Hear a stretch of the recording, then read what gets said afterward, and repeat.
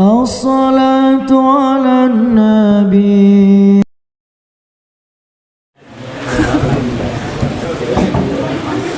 Assalamualaikum warahmatullahi wabarakatuh. Waalaikumsalam warahmatullahi wabarakatuh. Alhamdulillahirabbil alamin. Wassalatu wassalamu ala asyrafil anbiya'i wal mursalin wa ala alihi wa ashabihi ajma'in. Ma asbahna min ni'matin aw bi'alim min khalqika fa minka wahdaka la syarika lak.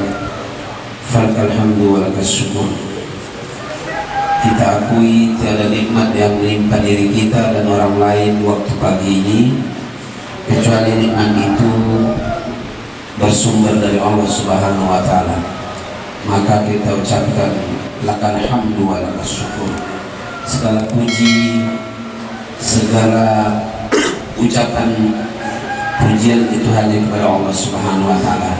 Maka ketika kita bangun dari tidur, kita ucapkan alhamdulillahilladzi ahyana ba'da ma amatana wa ilaihi nusyur. Semua ini, nikmat ini bersumber dari Allah Subhanahu wa taala. Semoga dapat kita manfaatkan di dalam Allah Subhanahu wa taala. Shalawat dan salam pada Rasulullah sallallahu alaihi wasallam. Wa naqul Allahumma shalli ala Muhammad wa ala ali Muhammad. Mudah-mudahan kita dapat syafaatnya pada hari kiamat. Amin. Pengurus musala Masjid Al-Falah, Nurul Falah, pengurus dan jemaah Masjid Nurul Falah 12 ulu yang saya hormati. Nah, 10 ulu dah kita tambah itu 10 ulu dan anak-anak dari tujuan kemakmuran masjid, ketua dan anggota, mudah-mudahan di dalam ridha Allah Subhanahu wa taala. Amin. Dan di dalam rahmat dan nuwun Allah Subhanahu wa taala. Amin. Terima kasih tentunya dengan para pengurus dan semua jemaah yang mengajak kita sama-sama bersilaturahim pada pagi hari ini. Mudah-mudahan silaturahim kita seperti yang digambarkan oleh Rasulullah. Orang yang silaturahimnya ikhlas, pertama dosa-dosanya akan diampuni oleh Allah Subhanahu wa taala. Orang yang silaturahimnya ikhlas karena Allah, maka rezekinya akan dicukupkan atau didapatkan oleh Allah. Dan orang yang silaturahim dengan ikhlas, umurnya akan diperpanjang oleh Allah. Diperpanjang itu bukan maknanya hanya 10 jadi 20 tahun atau 100 tahun, tapi bermakna di situ adalah kebaikannya tambah luas. Ya. Karena kebaikannya tambah luas, biarpun dia sudah mati masih dikenal Nuh. Itu makna panjang diantaranya di situ. Ya. Jadi kalau kepengen termasuk awet muda, yang pertama adalah banyak-banyak beramal soleh, yang kedua banyak silaturahim, dan yang ketiga banyak duit.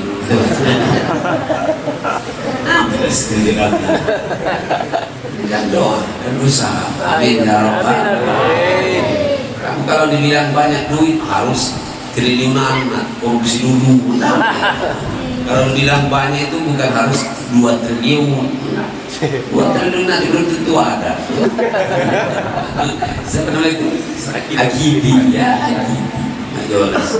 Oke ya, mudah-mudahan insyaallah kita sehat, amin ya. Kita insyaallah dicukupkan oleh Allah rezekinya dan panjangkan oleh Allah umurnya, artinya selalu dikenang uang biarpun kita sudah mati.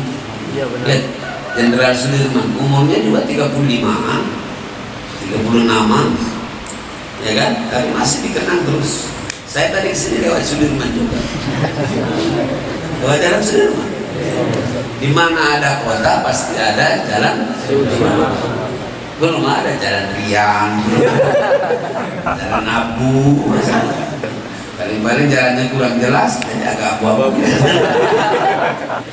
Ya, bapak-bapak, jadi bukan hanya masalah panjang umurnya, tapi maksudnya adalah baik prestasi dan nilainya, insya Allah. Amin ya rabbal alamin. Bapak-bapak dan ibu-ibu rahimakumullah.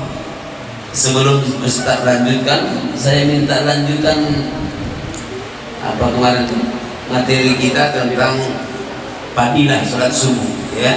Sholat subuh berjamaah itu besar pahalanya, besar kemuliaan, besar hikmah dan manfaatnya. Apa diantaranya dibacakan oleh Pak Rian dulu. Kita simpan dulu. Bismillahirrahmanirrahim. Assalamualaikum warahmatullahi wabarakatuh. Waalaikumsalam warahmatullahi wabarakatuh. Fadilah keutamaan sholat subuh berjamaah di masjid. Ada 3 poin yang dapat kami sampaikan. Yang pertama yaitu sholat subuh tempat menuai rezeki yang banyak. Yang kedua, sholat subuh menghindarkan diri dari sentuhan api neraka. Dan yang ketiga, sholat subuh menjanjikan surga yang indah. Itulah beberapa poin fadilah dari keutamaan sholat subuh. Semoga ini menjadi semangat ruh bagi kita untuk selalu sholat subuh berjamaah di masjid, dan insya Allah kita dalam keadaan istiqomah untuk menjalankan sholat subuh berjamaah di masjid dekat rumah kita nanti insya Allah. Assalamualaikum warahmatullahi wabarakatuh.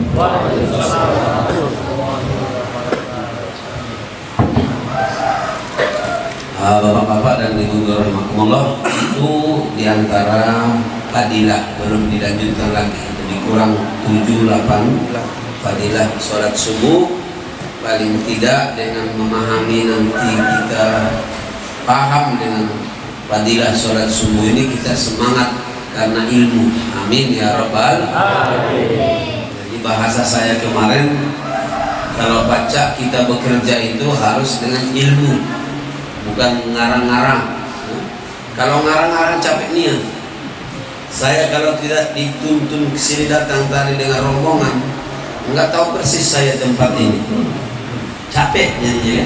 Tapi karena kita itu alhamdulillah ada yang nuntun, ada yang nyopir, alhamdulillah jalannya santai saja, biarpun ngebut. Apa maksud saya itu? Semua pekerjaan itu kalau bisa berilmu, maka salah satu ibadah itu syaratnya diterima. Pertama harus bil ikhlas, bil niat, memperbaiki niatnya. Dan yang kedua harus bil ilmi, harus pakai ilmu apa baik pokoknya ya. Sholat dan berilmu. Kalau tidak pakai ilmu, paling tidak nungging-nungging kan. Puasa juga begitu, pakai ilmu. Haji berilmu ya. Maka kata Allah, yarfa'illahu alladhina amanu minkum walladhina utul ilma darajat. Ini suara mik ini kedengaran ke atas, kedengaran enggak? Kecil. Kalau yang tadi besarnya, tapi mencoba aja. Kurang sejuk karena besarnya masjid dengan suara nggak seimbang lagi. Ini dalam ayat. Oke. Bapak Ibu yang saya hormati dan dirahmati oleh Allah, fa'alaika bil ilmi. Maka kata Umar bin Khattab radhiyallahu anhu, siapa yang kepengen dunia ini harus dengan ilmu. Siapa yang kepengen akhirat dengan ilmu. Siapa yang kepengen dua-duanya pakai ilmu. Salah satu kewajiban dan fardu kita adalah tentunya supaya mencari ilmu. Maka thalabul ilmi faridatun 'alal muslim wa muslimah. Mencari ilmu itu adalah faridah, wajib atau fardu kepada setiap orang muslim dan muslimah. Tak baca wakil-wakil. Ajulah kamu ini, kamu kasih dengan apa setelah itu ilmunya, tak baca gitu. Makanya harus sama-sama kita punya semangat insyaallah untuk mencari ilmu. Termasuk sholat subuh ini. Kenapa orang sekarang banyak malas sholat subuh berjamaah? Karena nggak tahu fadilahnya. Maka kata Rasulullah SAW, seandainya mereka tahu tentang keutamaan dalam sholat subuh itu, Kalau mereka harus merangkak, mereka akan merangkak. Ya, maka kata orang Arab, an-nasu a'da'u ma jahilu. Manusia itu biasanya benci dengan yang tidak diketahui atau tak suka dengan yang tak diketahui. Mendengarkan suara azan mungkin marah dia, ya kan? Karena tidak ngerti. Seandainya mereka tahu, kata Rasulullah, mereka harus merangkak datang mendapatkannya, dia akan merangkak. Seandainya harus pakai lomba lari, sama dengan duha, ya apa itu, sama dengan sop. Sop yang paling bagus itu kata Rasulullah adalah sop depan, ya. Summa di belakang, ke belakang, belakang dan paling belakang. Karena kita tidak mengerti, maka kalau ada sholat itu biasanya kalau disuruh ke depan, kamu aja lah katanya. Kamu masih baik duluan ke surga, aku kaki baik katanya. Kira-kira mah itu gayanya itu kan. Maju pak, maju. Oh, kamu kok. Apalagi di masa COVID ini kan itu. Kalau ada orang yang nyuruh itu, ngapu kau. Kemarin hari Jumat itu aku jadi makmum dengan Pak Gub di satu masjid lah. Aku suruh yang itu untuk maju. Itu rututinya. Karena kita kalah kawan yang jatuh nggak masuk ke surga. Karena tidak ngerti kan. Sama dengan kalau kita dirapatkan, ditemukan kaki dengan kaki sholat berjamaah itu, kita geser, digesernya lagi kan? Kita dekat kakinya, lari lagi kakinya. Karena tidak ngerti. Padahal kata Rasulullah SAW, supaya istau tarassu'a tadilu, supaya dirapatkan dan diluruskan. Karena kalau ada lubangnya itu, antaranya itu adalah kesempatan untuk setan, untuk tempat setan. Maka sekarang ini sudah disengaja dibuat tempat setan itu. Benar, sudah difasilitasi. Kaki terakhir di Sogo itu. Ibu-ibu sekarang bagaimana setan itu gak ladas. Tadi Sogo dia, tahu saya di Sogo, baik dia memang dia tunggu-tunggunya ada. Itulah kondisi kita sekarang ya.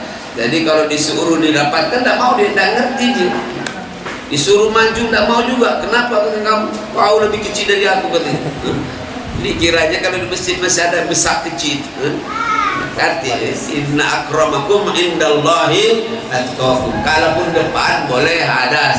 Kejadian di zaman Rasulullah sallallahu alaihi wasallam, ashabul Badar, para sahabat-sahabat yang ikut perang Badar itu mereka datang terlambat sholat Jumat.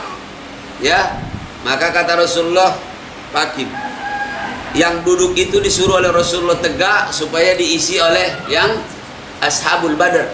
Artinya boleh-boleh saja, tetap boleh mengutamakan atau menghormati, menghargai orang yang punya jasa dalam Islam, boleh saja ya. Takrim namanya, dalam rangka memuliakan. Tapi jangan mentang-mentang agak melawan di kawan, mikir-mikir aku depan loh, awak baca Fatihah tak baca. Makanya kalau jadi imam itu kan di belakangnya itu harus wakilnya yang mampu menggantikan imam kalau batal atau umpamanya dia harus keluar, dan barisannya itu harus di belakangnya, jangan baring di belakang sana. Nanti pas jadi imam batal, minggir. Ala karab ini masjid itu ya. Makanya ilmu kepemimpinan itu sudah dimulai dari masjid, ya kan? Kalau batal ini menggantikan, kalau batal sebelahnya menggantikan, sampai begitulah seterusnya. Cuma kalau kita di Indonesia kan tidak jelas pergantiannya, majolah saya enggak ya. Nah, pokoknya ya siapa bisa, bahkan belum waktunya diganti dan minta diganti. Dulu itulah Pak Gus Dur sampai dia agak ngomel-ngomel itu di Jambi, di demo orang dia mundur Pak Presiden, mundur. Enteng baik jawabannya. Mana aku nak mundur, mali bayar kusaro. Ya kan kita kan begitu. Pokoknya mundur, saya bukan dia, pokoknya mundur. Gitu kan? Nah, ikhwatul iman rahimakumullah yang dirahmati Allah Subhanahu wa taala. Maka yang pertama, sholat subuh itu adalah tempat menuai rezeki. Sekarang saya tanya, galak rezeki tak kira-kira? Nah, itu kan. Biarpun sering saya bilang rezeki itu cuma dua. Yang pertama apa? Pemahaman orang rezeki itu hanya bentuknya duit. Yang kedua bentuk makanan. Makanya kalau umpamanya rombongan-rombongan pejuang kemakmuran ada rezeki nantinya kan, bawa sembako sampai bagi-bagi habis sholat, oh rame jamaah. Apalagi kalau sembako tambah puluh nasi kotak, rame-rame. Sudah itu tambah puluh ada ongkosnya, ada amplopnya. Doakan ya mudah-mudahan suatu saat kaya-kaya mereka ini semuanya. Oh, mungkin kalau sudah kaya lupa pula sholat ke masjid. Ya, Abu Sa'labah kan begitu kan, sebelum kaya datang terus ke masjid.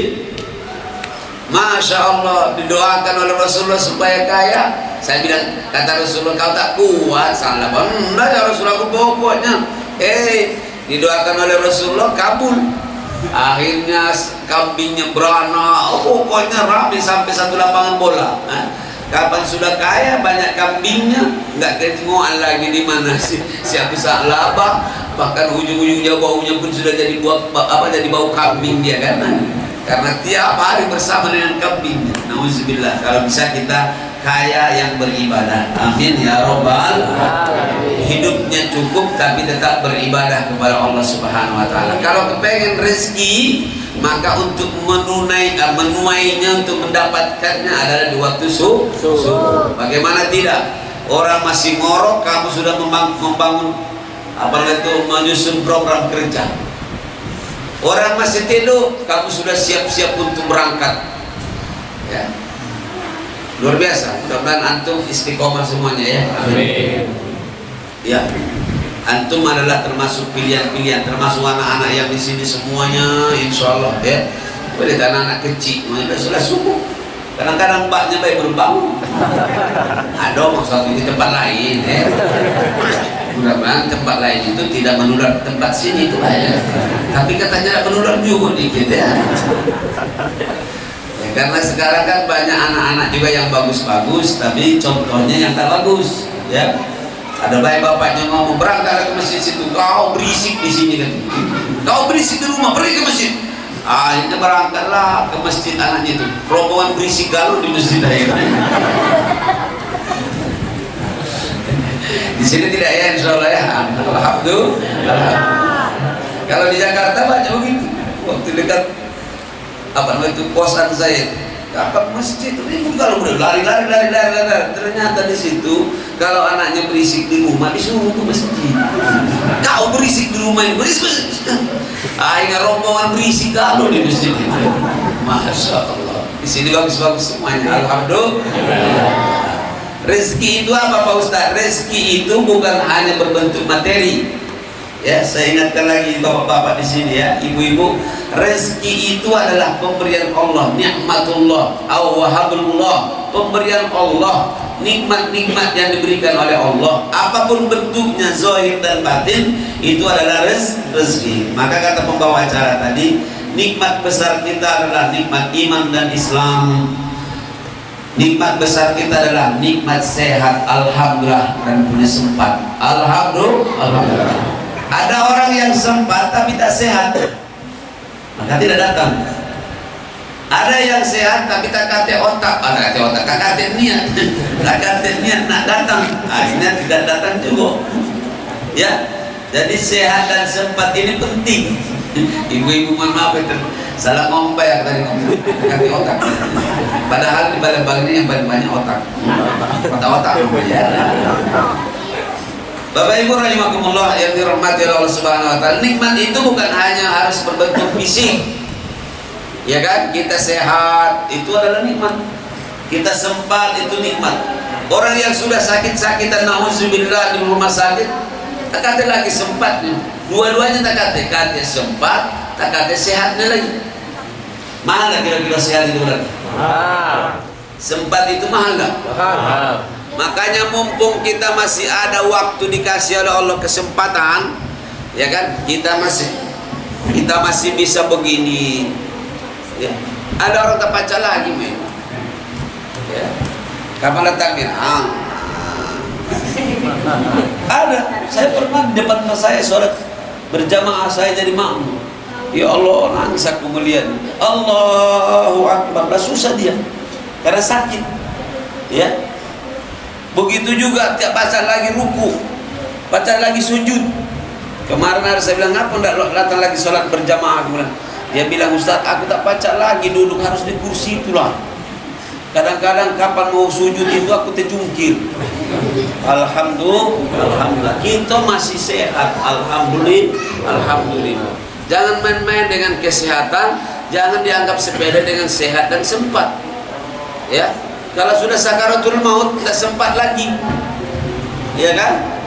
Mau takbir nak baca lagi, nak ke masjid tak baca lagi, maka kita ucapkan alhamdulillah. Insya Allah mudah-mudahan dengan doa tadi beliau juga, solat kita solat pegiat solat ini mudah-mudahan selalu sehat, amin ya robbal alamin. Karena tidak ada yang paling mahal kecuali adalah sehat dan sempat. Yang kata Rasulullah SAW, banyak orang melupakan, ya, banyak orang melupakan.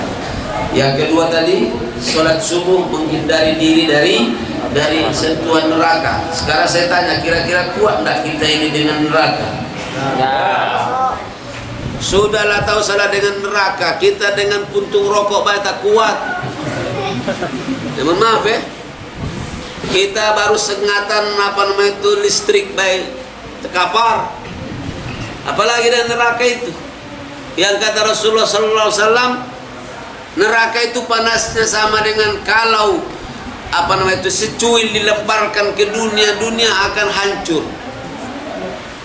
Ya kan? Ya bagaimana kalau kita masuk ke dalamnya? Tak usah sok-sokan merasa punya ilmu kebal, ilmu. Sampai ada yang ngomong, aku kaki kalau mati katanya Ustaz, ku bawa banyu kaki, katanya pesankan banyu supaya ku siram katanya neraka itu. Hati otaknya mulai. Cak mana nak ngira kau bilang, kau kan sudah dibungkus. Apalagi kalau tukang ini lupa membuka ikatannya, cak mana kau nak keluar?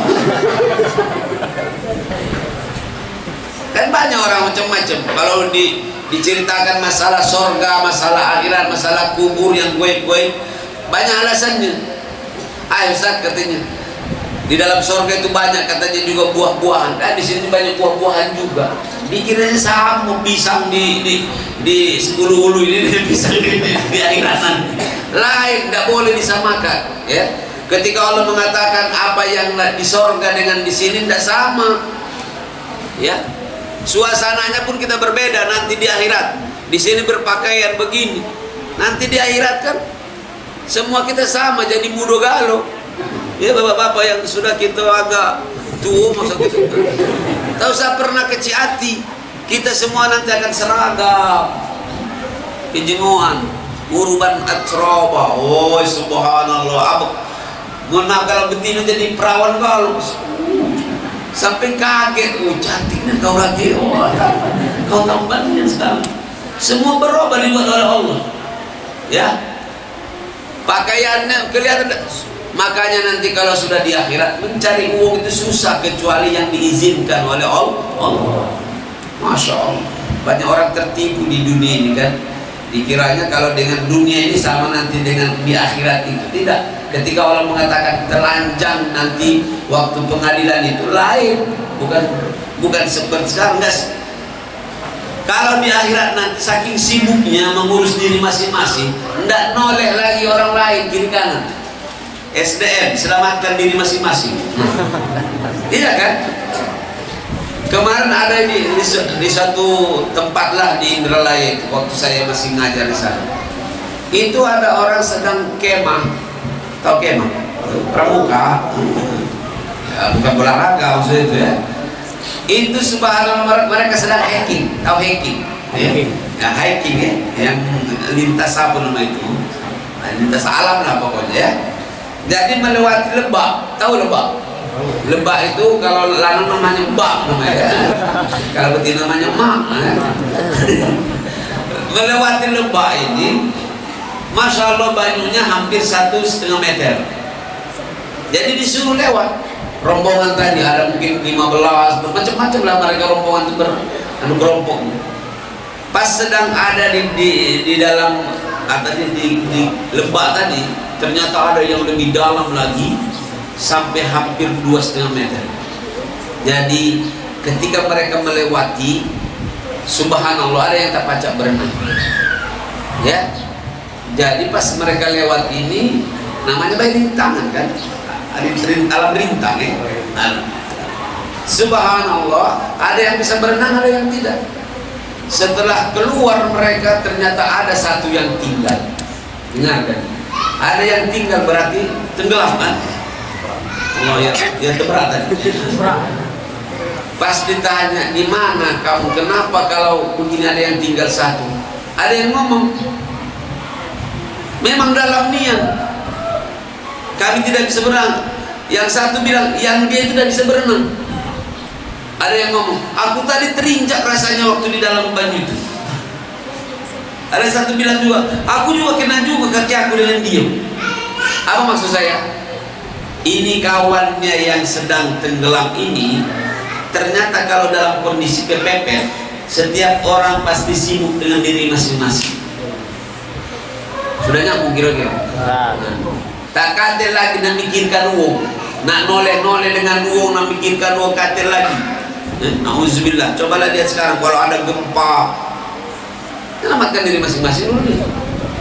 Sampai waktu di Bengkulu itu dulu ada cerita dengan saya, katanya yang dibawanya itu ternyata bantal guling. Dikiranya anak bayinya. Susah. Ngapa kau injak? Aku tak tahu katanya, karena aku juga hampir tenggelam waktu itu. Jadi kan kau apa yang bisa ku injak baik. Padahal kawan akrab sepermainan, satu grup kan itu, ya, satu kelompok. Tapi kalau sudah dalam kondisi kepepet, dalam kondisi sulit, setiap orang pasti memikirkan diri masing-masing. Benar tak kira-kira? Benar. Sekarang ayah sudah mulai kelihatan. Nah, kau nak mati-matilah katanya, yang penting kami senang di atasin. Ya, yang pejabat ladas, yang rakyat biasa terkapar-kapar. Itulah kata mereka PPKM itu. Pelan-pelan kalian mati. Ya. Budak kecil baik ngerti. Iya. Kalau sudah dalam kondisi kepepet, yang dikatakan oleh Allah Subhanahu wa taala, setiap orang akan sibuk dengan dirinya. Bahkan anak akan lari dari bapak emaknya, ya. Orang tua akan berpisah dengan anak-anaknya, kawan berpisah dengan sahabatnya. Tak kata lagi mikir-mikir. Makanya kita kaki saling tolong ya. Ada kata lagi mikir, tahu saja kalau ada rebutan, umpamanya mohon maaf, ada mall yang dibuka. Kamu tonton kalau ada orang yang menjarah di mall itu, tiap orang sibuk dengan diri masing-masing. Ya. Bagaimana usahanya bisa membawa masing-masing? Ada yang bawa gerobak-gerobak membawa itu. Begitulah. Ketika nanti di akhirat itu juga setiap orang akan sibuk dengan diri masing-masing. Ya. Pada saat itu setiap orang tidak lagi menoleh dengan orang lain. Mudah-mudahan insya Allah kita bisa saling tolong menolong nanti, amin. Dan tidak ada syafaat lagi kecuali syafaat dari Rasulullah Sallallahu Alaihi Wasallam. Maka menutup tausiah ini satu aja dulu dibahas. Ya. Saya mengajak kita semuanya, khususnya anak-anak dari pejuang kemakmuran masjid, ketika Rasulullah mengatakan sab'atun yudhilluhumullahu fi yaumal qiyamah fi dhillihi la dhilla illa dhilluh. Kata Rasulullah SAW, ada 7 golongan yang nanti mendapatkan insyaallah perlindungan dari Rasulullah Sallallahu Alaihi Wasallam pada hari kiamat. Dan hari itu tidak ada perlindungan kecuali adalah dengan izin Allah. Siapa itu? Diantaranya adalah sabun nasafi Rabbi, seorang pemuda yang sibuk ataupun yang berkembang hidup bersama dengan nilai-nilai Rabbnya, nilai-nilai Allah Subhanahu wa taala. Bahasa kita ini sabun nasafi fi ibadati Rabbih, yang sibuk beribadah. Kalau ada anak-anak muda seperti antum ini sibuk beribadah, mudah-mudahan ada harapan dapat perlindungan itu nanti. Kalau anak muda itu sibuk beribadah, itu luar biasa. Biasanya kan anak-anak muda itu ya senang hura-hura, ya kan? Tapi dia masih muda tapi sibuk beribadah dengan Allah. Nah, kalau lah tua beribadah dengan Allah sibuk, wajar itu. Memanglah sudah dekat. Subhanallah, subhanallah. Tapi di hadis ini kata Rasulullah adalah pemuda, antum-antum ini, ya, yang masih muda atau muda semangat nih. Ada juga anak muda tapi cak tua. Itu namanya kata selera hidup. Iya, tinggal nunggu-nunggu saatnya, baik. Maka saya bilang kemarin waktu saya ceramah di gereja dengan Pak Gub itu, hidup ini dilihat bukan masalah tuanya bapak-bapak. Hidup ini dinilai melalui prestasinya, manfaatnya, efektivitasnya. Ada orang sampai 80 tahun tapi sama dengan orang yang 20 tahun. Lihat itu, ada Mus'ab bin Umair radhiyallahu anhu, 18 tahunan baru umurnya, tapi dia berjuang untuk Islam bersama Rasulullah sallallahu alaihi wasallam. Orang yang tampan, pemuda yang paling kaya, anak yang paling kaya di Mekah, tapi ditinggalkannya Mekah, berangkat duluan ke Madinah. Orang kaya, anak orang kaya, sampai kata Rasulullah, tidak ada orang yang paling kaya orang tuanya di Mekah itu kecuali bapaknya adalah Mus'ab bin Umair. Ya, tapi ditinggalkannya Mekah demi cintanya kepada Allah dan Rasulullah. Berangkat ke Madinah nih. Mus'ab bin Umair adalah pertama kali yang berdakwah di Madinah. Belum hijrah Rasulullah dengan para sahabat, Mus'ab bin Umair sudah berangkat duluan jadi duta, menjadi dai di Madinah. Maka kata Rasulullah ketika beliau meninggal, Mus'ab bin Umair masih bujangan, masih muda karena ikut perang Uhud. Kata Rasulullah SAW, Mus'ab bin Umair, tidak ada orang yang paling tampan di Mekah kecuali Mus'ab bin Umair, tidak ada yang paling harum wanginya di Mekah kecuali Mus'ab bin Umair. Tetapi ditinggalkannya orang tuanya, ditinggalkannya kampungnya, berhijrah bersama Rasulullah SAW. Dan tidak ada pakaian yang paling bagus di Mekah waktu itu kecuali adalah pakaiannya Mus'ab bin Umair. Kan kumal-kumal, ya. Jadi kalau ada orang menganggap masjid dan agama itu hanya untuk orang miskin, mohon maaf, Mus'ab bin Umair apalagi nak dicari. Tapi ditinggalkannya demi cintanya kepada Allah, cintanya kepada Rasul. Waktu beliau dikuburkan di perang di Jabal Uhud itu, mudah-mudahan antum nanti masih ada kesempatan untuk berziarah ke Madinah sana, amin ya. Atau nanti bisalah berangkat dengan saya berangkat haji, paling tidak sampai asrama haji. Masya Allah, kata Rasulullah, Mus'ab bin Umair begitu jadi maaf ngomong hidupnya sederhana. Kata Rasulullah SAW ketika menguburkan Mus'ab bin Umair, ditutupi kepalanya, pakaian itu kalau ditarik ke kepalanya kelihatan kakinya. Kalau ditutupi kakinya kelihatan wajahnya, kepalanya kelihatan. Maka Rasulullah tutup kepalanya dengan pakaiannya dan kemudian kakinya ditutupin dengan dengan al-aurat, dengan daun-daunan yang masih ada pada saat itu. Saya cuma ingin mengatakan antum jangan berpikir kalau beragama itu karena miskin. Jangan beragama itu karena kere, kata orang. Justru insya Allah dengan agama itu kita menjadi orang yang hebat. Amin. Amin. Bukan antum yang membuat agama jadi hebat. Jangan dibalik, Ada orang yang balik-balik, biar tahu aku tak mau berjuang untuk agama, biar tahu dia dengan aku. Ampun nih, kau kata malaikat, kutangani kau. Seseorang, aku tak kalah sholat di masjid, aku tak kalah lagi sekarang berjamaah, biar tahu kamu dengan aku. Aku berjamaah terus, kata Ustaz Hasibuan, berjamaah itu menambah rezeki. Tapi aku main-mainilah, karena rezeki di dalam cuma di 100.000 itu. Padahal sehat itu lebih mahal dari segala-galanya tadi. Ya dah. Suami istri akor-akor itu juga rezeki. Ya, punya anak yang pacak diatur itu rezeki, Bapak. Ya, banyak sekarang orang tua tak pacak ngatur anaknya, kena tabok oleh anaknya. Pak, suami istri sekarang cak kelihatan baik, kadang-kadang laki-laki ini melawan di depan orang banyak. Balik ke rumah kena tabok oleh bininya. Ada yang begitu, tapi bukan di sini, di provinsi lain. Di sini mudah-mudahan tidak jauh berbeda. Tak sengket melawan ini, baru disekal lebih jadi gelas. Aku dah pernah bertemu dengan sekelas rombongan bapak itu dan reblau datang ke rumah. Apa bapak ke rumah pagi-pagi? Ustaz katanya, aku memang kalau sedang pembina acara, sedang berada di depan katanya pasukan, aku jadi orang hebat. Cuma kalau balik ke rumah katanya aku langsung loyo katanya.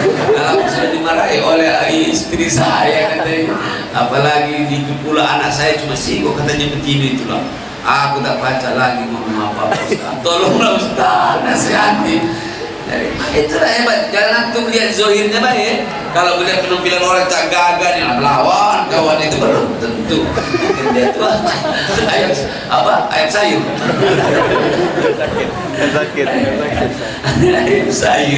Ayam sayur.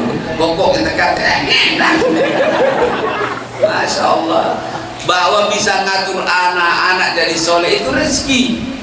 Suami alhamdulillah kasih sayang dengan bininya, rezeki ibu. Begitu juga istri soleha taat dengan suami. Masya Allah. Assalamualaikum. Waalaikumsalam.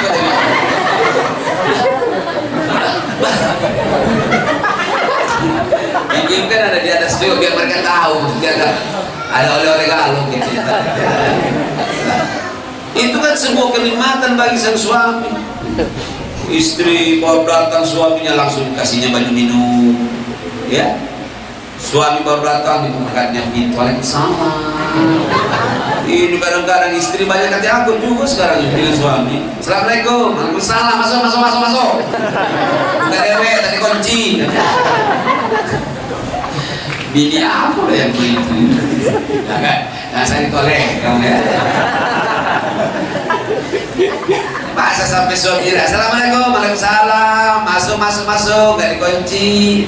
Ada dilihat masih di dapur itulah. Kapan lakinya datang dilihat motong-motong kangkung dengan masih menggiling apa itu? Menggiling cabai itu. Dalam hati lakinya berarti kangkung ini lebih mahal dari aku. Ya kan? Kalau yang bagus itu kan suami datang disambut oleh istri, Waalaikumsalam, datangi dulu baru kembali lagi. Jangan ngurusi kangkung itu tadi. Apalagi dilihatnya, nah acanya ini apa itu yang dari Bangka itu? Calo. Nah, calo dia goreng calo tadi kan ditinggalkan lagunya datang. Kalau Rasulullah SAW mengajari itu adalah bagaimana supaya suami berakhlak, istri berakhlak, anak-anak berakhlak, maka rumah tangga akan tenang. Iya, dia anak-anak yang alhamdulillah ini bersyukur ya, yang datang di sini bawa anaknya. Ya. Sholat, bapaknya sholat, anaknya sholat, bininya sholat, itu nikmat. Apalagi kalau datang ceramah sekaligus sama-sama, tidak penting lagi bapaknya ceramah. Boleh nggak ngomong Ustaz tadi? Wabillahi taufiq wal hidayah.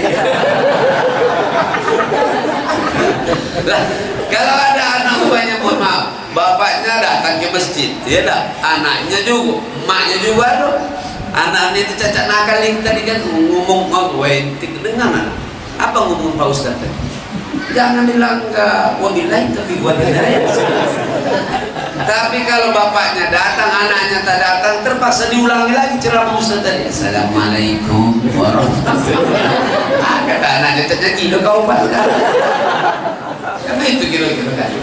Makanya nikmat, insya Allah ini juga rezeki. Alhamdulillah. Baca duduk rame-rame begini, oh banyak orang yang tak baca duduk main. Tapi kalau begini bisa dia song.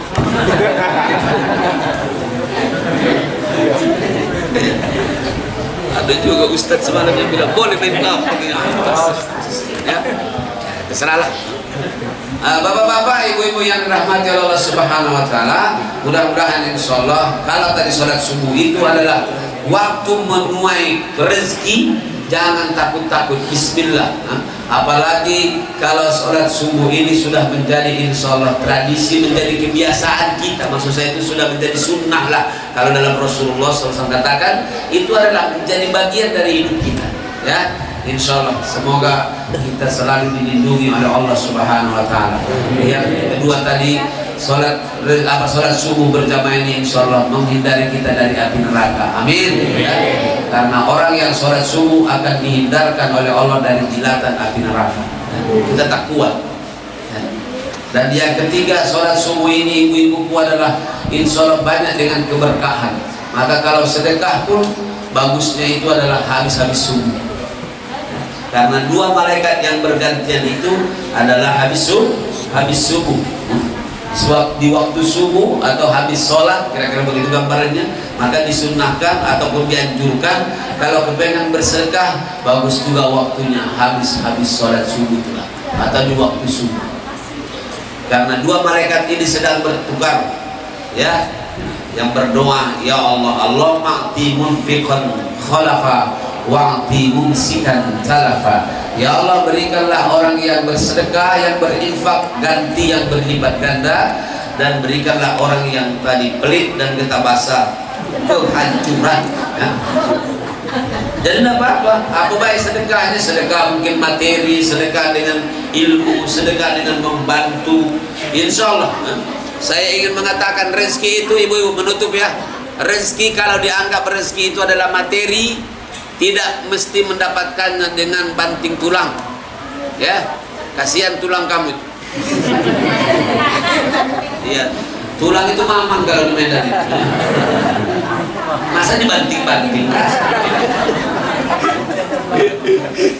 Sudah banting tulang, terakhir patah tulang, terakhir lagi pindah tulang. Nah ini penting, saya sampaikan ini poin terakhir ini. Jangan menganggap rezeki itu hanya datang dengan banting tulang. Insya Allah rezeki itu bisa datang dikasih oleh Allah melalui amal-amal soleh kita. Bu ya, sholat berjamaah tadi, dengan kita sholat duha, amin. Ya? Amin. Apalagi kalau kepengen insya Allah dapat rezeki, sholat duha jangan tinggalkan. Sekarang saya tanya, siapa yang memberikan rezeki? Allah. Maka caranya banyak dikasih oleh Allah, bukan hanya begini aja pakai cangkul. Ada dengan ruku saja, ya kan? Bahkan dalam sebuah hadis qudsi kata Allah, "Harrik yadaka unzil alaika rizq." Gerakkan tanganmu akan saya berikan rezekimu, saya turunkan rezekimu. Makanya gerakan tangan itu berbeda-beda. Ada yang begini, ya. Ada yang begini. Ada kalau guru begini, kalau penceramah ini lagi, ya kan? Ada yang jadi imam masjid, Allahu Akbar, harus bergerak dia, ya. Nah, jangan ragu-ragu. Ada nanti dengan amal soleh, dengan banyak bersedekah dapat rezeki. Bukan rezeki itu harus dengan banting tulang tadi. Inilah otak umat kita sekarang. Seolah-olah dapat duit itu, kalau dia dapat rezeki itu harus, kalau anggaplah rezeki sekarang maknanya duit, kita anggap dulu duit. Dikiranya duit itu hanya datang dengan banting tulang, ya. Padahal dengan bersedekah kamu kasih dengan orang, maka Allah akan menggantinya, ya kan? Coba sekarang jangan main otak sendiri aja. Otak kita ini kan terbatas, ya. Coba sekarang otak kita yang pintar-pintar ini, 2 tambah 3 tambah 5 tambah 6 kali 7 kali 8 berapa kira-kira? Masa itu baik kamu udah baca? Jawabnya banyak. Nah kalau dari aku berarti. Sama kita masih kecil dulu ditanya berapa bintang di langit, tahu aku bilang. Kalau tidak genap ganjil, nah itu banyak. Sama dengan almarhum dulu Pak Mahyudin, itu profesor itu, pernah jadi gubernur kan dan wakil. Pas anak saya sedang tuh dikandung, uminya mau ini sakit. Kira-kira anak saya nanti yang lahir ini laki-laki atau perempuan, Pak Prof? Ya insya Allah kalau tidak laki-laki perempuan. Aku baik berarti. Ya, artinya apa maksudnya? Otak kita itu terbatas kan. Baru 3 kali 4 kali 5 kali 6 ditambah 7 tambah, nggak bisa gitu, pusing. Artinya otak kita terbatas. Maka dekatkanlah dengan Allah yang tahu tentang rezeki. Di antaranya kata Allah melalui hadis qudsinya, pokoknya gerakkan tanganmu. Jangan kamu kira dengan hanya modal begini, bahkan modal begini pun jadi rezeki, ya kan? Nah, saya mau nutup ceramah ini. Kemarin saya ceramah di Mesuji.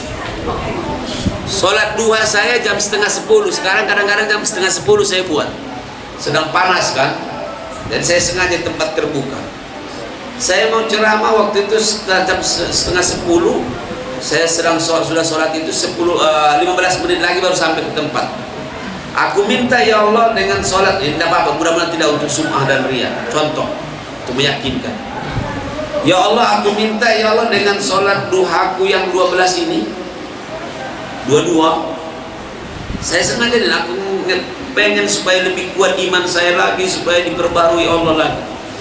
Aku kepengen ya Allah dengan sholat duha yang 12 rakaat ini, ya Allah Kau tunjukkan dengan saya hari ini dari sini sampai sore. Kalau bisa ya Allah berikan aku keajaiban yang luar biasa, tak masuk otak saya, aku tak mampu, tapi ada niat. Masya Allah. Setengah jam saya sampai ke tempat acara itu. Alhamdulillah ramai waktu itu di Mesuji sana, jauh perbatasan Lampung dengan Palembang. Ternyata wabuk ada di situ. Dan saya sama sekali tidak diceritakan oleh panitia bahwa itu adalah daerahnya, kampungnya Wabub itu, wakil bupati di salah satu di Sumatera Selatan ini. Masya Allah, saya datang, Ustaz Asibuan yang ceramah, dia juga nggak tahu kalau saya yang ceramah, nggak diceritakan oleh panitia. Masya Allah. Jadi yang ceramah pagi ini katanya, iya, aku tidak akan pergi-pergi, saya akan tunggui pokoknya harus acara hari ini, aku hadirnya. Saya datang, dia juga ada, diajaklah makan dulu sebelum pas datang itu. Nah, Bapak di sini, lu Ustaz yang ceramah. Subhanallah, itu luar biasa bagi saya. Habis acara, nah itu dia yang kamu. Masalahnya ketua itu.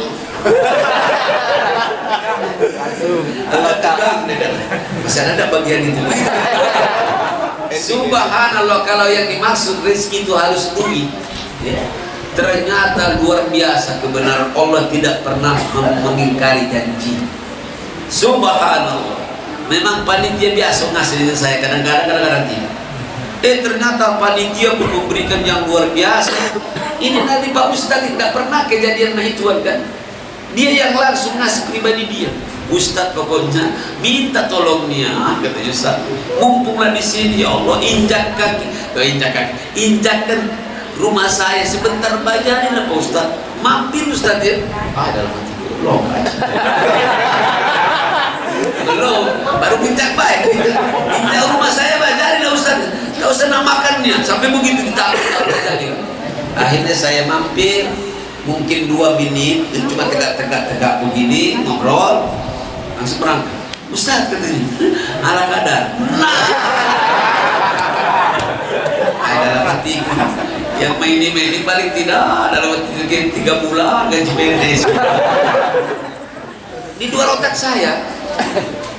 Kenapa di luar otak? Saya nggak tahu sama sekali karena bertemu dengan beliau. Kalau diberitahu oleh panitia, Ustaz ada Pak Anu, ada juga, ada pejabat-pejabat juga, camat-camat, berarti ternyata aku bertemu karena memang rumahnya di situ lah asli, dia sedang di situ. Mana bagi saya, oh Allah, aku tidak mengatakan itu kehebatan saya. Berarti inilah jawaban tadi duha yang 12 rakaat itu. Nyambung lagi kira-kira? Sudah, kalau nggak nyambung berhenti bayar. Nanti harus yakin.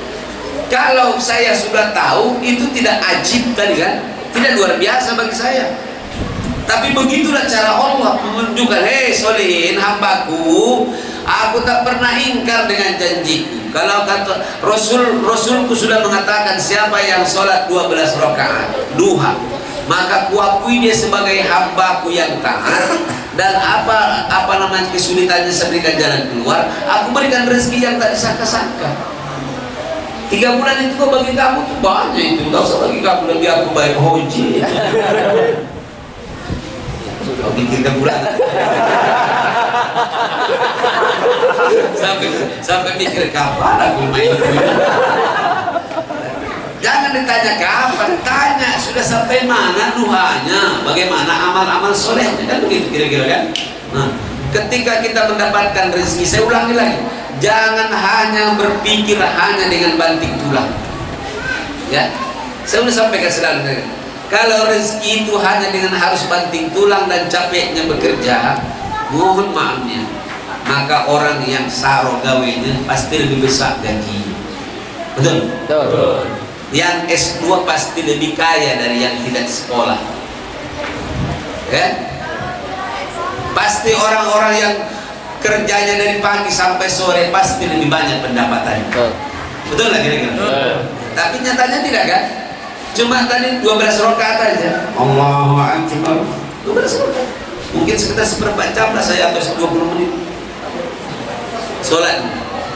Ya, paham kira-kira ya? Dan kenapa saya harus ngomong itu? Inilah yang banyak permasalahan di dalam umat kita sekarang. Dikiranya kalau dapat rezeki itu harus banting tulang, harus meninggalkan sholat, harus meninggalkan keluarga, macam-macam. Ya, padahal dia cukup dengan begini aja, itu bisa dapat.